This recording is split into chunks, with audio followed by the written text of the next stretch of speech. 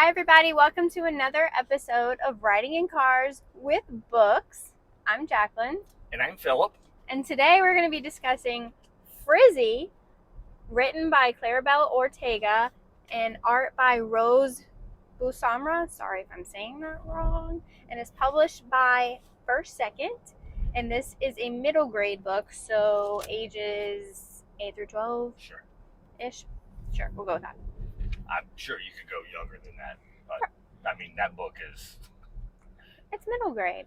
Okay. But yeah. I mean, if you're in the 5th grade, you're like 11. I don't you even should be know. able to read that. Yes.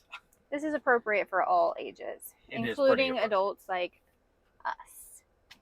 This was one of my favorite books of last year. It was a staff pick several times over. I really love this book, and I finally got Phillip to read it so we can talk about it. Yay! So, what's it about, you say? Hair. It's about hair. So, it is. Not a rabbit, though. No. Hair. Human hair. Hair. Frizzy hair.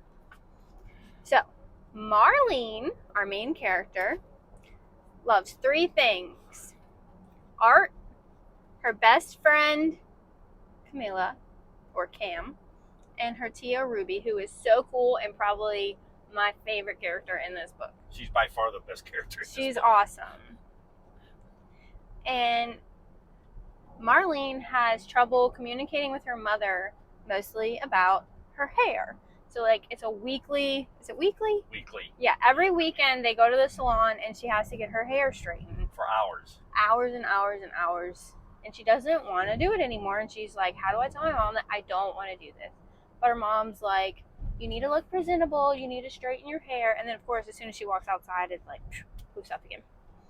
So this whole book is her journey of self-love, self-acceptance, communicating with her mother, her wants and needs, and coming to terms with herself. Yes, it's a coming-of-age story, not just about hair, but in general. And I just loved it so much. Coming of age is like my favorite thing ever. I mean, one of the reasons she has such a hard time talking to her mom is because of her dad has passed away.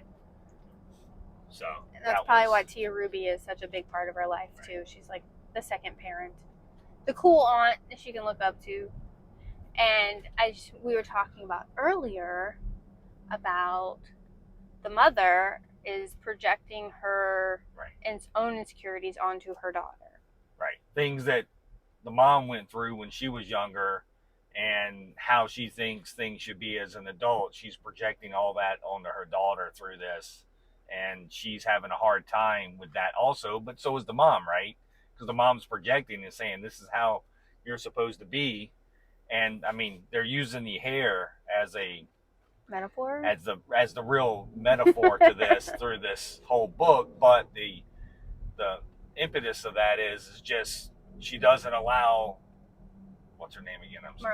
Marlene to do anything because it messes up her hair or whatever. Yeah, it's just like can't go outside. Yeah, can't go outside. You can't play. You shouldn't be doing this because your hair will get frizzy again, and we just straighten it, and it's just all. I think Marlene likes her hair, or she wants to learn how to like her hair. Correct. And she's just not given the chance because her mom is controlling her hair, and this is her journey of learning to love her hair. And hopefully others can be more accepting of it because, like, what's the big deal about having big frizzy hair? Like, it's natural hair is beautiful. Yes. And I just love the message in this book. Yeah, because it's hard. It's hard sometimes because it's like, how do you tell your mom, like, no, when she's adamant? And then, like, how many parents do you know that the kid will say something and, oh, you're just a kid. You don't really know what you want, but their feelings and their thoughts are valid. Yes. Through this, and that's what this process is. So here's some of the interior art, which is just beautiful. She's with her Tia Ruby, who also has curly hair. And her aunt is embracing her curly hair, so she's really looking up to her in that aspect. And there's a chicken. And like here she has her hair braided and back, trying to control it. And then she's kind of inspired to let it all hang out. And I liked it. I liked a lot of this, and some of it, even for me, was, I'll say, was a little hard or tough, because really it's all about parental projections, right? So it's really come from the previous generation on down, and that's why the aunt kind of broke away from that, right? Like what your parents think you should be, or what they expect of you to be, and the aunt kind of broke away from that, which is kind of why she's like the coolest character. Yeah, But she has like a nose piercing and right, but the frizzy mom in hair. here kind of bowed into that parental pressure, and then now she's passing that pressure on down to her daughter, and her daughter just doesn't understand, which she shouldn't understand, right? Because it's not, we're each our own individual person, and then Yeah. if you're trying to just to make them another version of you, that never works out. And she really learned how to take care of her hair too. Like instead of spending hours in the salon, it's just putting the right products in her hair, and maybe it's not so unattainable. Is that the right word? Unattainable? Unattainable? Whatever. Words are hard. Untamable? Can't tame that hair? No, she can't. But she learns how. And it's just a beautiful story. And I think like last year my theme of my favorite books were hair, which is very funny. It's very much so. Because Wash Day Diaries was like my second favorite book. Also, highlight, shout out, whatever. This just was nominated and won a Eisner. It did. Eisner, right? It is. Yeah. Yep. So congratulations, well deserved. This book is amazing for all ages, not just the kiddos. No, it's like I said, if you're an adult, once again, most of these, to me, young adult books are really designed for adults, right? I mean, it's also a part of it, and it's the message is important. I think for anyone. Yeah, the message is important for you to understand, where as a parent or as an adult, where you can be overbearing and projecting yourself on other people, and those are lessons for you to learn, right? Because it's never too late to change. Yeah. And that's a big part of this. So I just think not just hair, there's a lot that can be relatable in this story. And the person doesn't have to look like you for it to be relatable. No, not at all. This book is overly relatable for me. I love this. And trust me, I don't have a hair issue. He's got a bald spot. Right, I mean, yeah. I don't really have a hair issue. But the themes in the book, once again, is what you have to look at, right? Like it's all about the hair, but it's not.